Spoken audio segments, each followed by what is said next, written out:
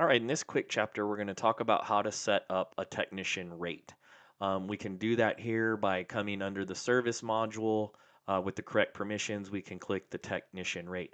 And we're setting a technician rate based off of whatever the store's general accounting practices are in terms of how they want to pay or look at the technician.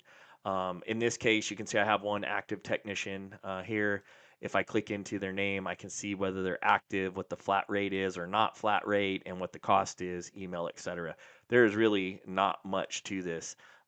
It's tied to whoever set with the permissions or the roles as a technician. This case, I'm only looking at active, so maybe you want to look at inactive. We want to find Justin. Oops.